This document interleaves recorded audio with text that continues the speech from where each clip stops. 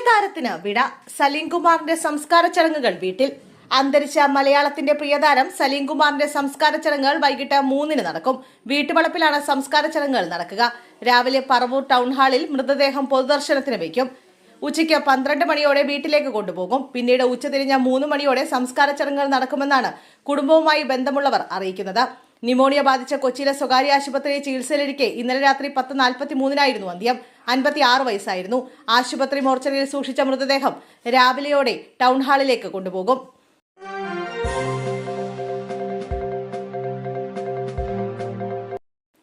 Achu ഉമ്മനെതിരെ cyber അധിക്ഷേപം. IHRD administrative ഓഫീസറെ പിരിച്ചുവിട്ടു. മുൻ മുഖ്യമന്ത്രി ഉമ്മൻചാണ്ടിയുടെ മകൾ അച്ചു ഉമ്മനെതിരെ സൈബർ അധിക്ഷേപം നടത്തിയ കേസിൽ പ്രതിയായിരുന്ന സെക്രട്ടേറിയറ്റിലെ മുൻ അഡീഷണൽ സെക്രട്ടറി നന്ദകുമാർ കൊളത്താപ്പള്ളിയെ IHRD അഡ്മിനിസ്ട്രേറ്റീവ് ഓഫീസർ സ്ഥാനത്ത് നിന്നും നീക്കി. അദ്ദേഹത്തിന് പകരമായി മുൻ അഡീഷണൽ സെക്രട്ടറി ലതാ പണിക്കരെ പുതിയ അഡ്മിനിസ്ട്രേറ്റീവ് ഓഫീസറായി നിയമിച്ച ഉന്നത വിദ്യാഭ്യാസ വകുപ്പ് ഉത്തരവിറക്കി. അഡീഷണൽ സെക്രട്ടറി പദവിയിൽ നിന്ന് വിരമിച്ച ശേഷം മുൻ LDF സർക്കാരാണ് നന്ദകുമാറിനെ IHRDയിൽ നിയമിച്ചിരുന്നത്. 2023-ൽ ഫേസ്ബുക്കിലൂടെ മോശം പരാമർശം നടത്തി അപമാനിച്ചെന്നാരോപിച്ച് അച്ചു ഉമ്മൻ DGPക്ക് പരാതി നൽകിയിരുന്നെങ്കിലും തുടക്കത്തിൽ പോലീസ് നടപടിയുണ്ടായിരുന്നില്ല.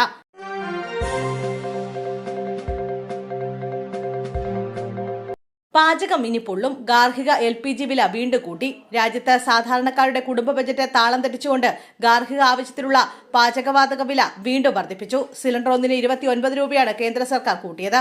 പുതുക്കിയ നിരക്കുകൾ ഇന്നു മുതൽ പ്രാബല്യത്തിൽ വന്നു. 3 മാസത്തിനിടെ ഇത് 2ാം തവണയാണ് ഗാർഹിക സിലിണ്ടറിന്റെ വില വർദ്ധിപ്പിക്കുന്നത്.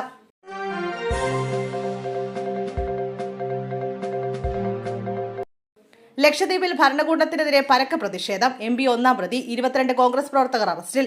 വഴിയോരങ്ങളിലെ തെങ്ങുകൾ ഉടമകൾക്ക് നഷ്ടപരിഹാരം നൽകാതെ മുറിച്ചുമാറ്റുന്ന ലക്ഷദ്വീപ് ഭരണകൂടത്തിന്റെ നടപടിക്കെതിരെ പ്രതിഷേധിച്ച 22 കോൺഗ്രസ് പ്രവർത്തകരെ പോലീസ് അറസ്റ്റ് ചെയ്തു. രാത്രിയോടെ അഗത്തിയിലെ കോൺഗ്രസ് ഓഫീസിലെത്തിയാണ് പോലീസ് സംഘ പ്രവർത്തകരെ കസ്റ്റഡിയിലെടുത്തത്. കഴിഞ്ഞ ദിവസം ലക്ഷദ്വീപ് MP ഹംദുള്ള സയ്യിദിന്റെ നേതൃത്വത്തിൽ അഗത്തി ഡെപ്യൂട്ടി കളക്ടർ ഓഫീസിലേക്ക് നടത്തിയ പ്രതിഷേധ മാർച്ചിൽ പങ്കെടുത്തവർക്കെതിരെയാണ് പോലീസ് നടപടി. കേസിൽ 1-ാം പ്രതിയായി ചേർക്കപ്പെട്ടിരിക്കുന്നത് MP അബ്ദുള്ള സയ്യിദാണ്. എന്നാൽ അദ്ദേഹം നിലവിൽ ദ്വീപിലില്ലാത്തതിനാൽ അറസ്റ്റ് രേഖപ്പെടുത്തിയിട്ടില്ല.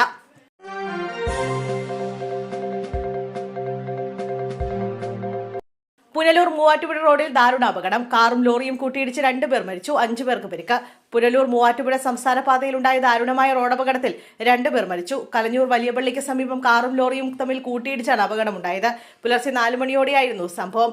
അപകടത്തിൽ കാറിലുണ്ടായിരുന്ന 5 പേർക്ക് പരിക്കേറ്റിട്ടുണ്ട്. തമിഴ്നാട്ടിൽ നിന്നും വൈക്കോൽ കയറ്റി വരികയായിരുന്ന ലോറിയും കാറുമാണ് അപകടത്തിൽപ്പെട്ടത്. കൂട്ടിയിടിയുടെ ആഘാതത്തിൽ ഇരുവാഹനങ്ങൾക്കും കനത്ത നാശനഷ്ടമുണ്ടായി. പരിക്കേറ്റവരെ ഉടൻ തന്നെ സമീപത്തെ ആശുപത്രിയിൽ പ്രവേശിപ്പിച്ചു.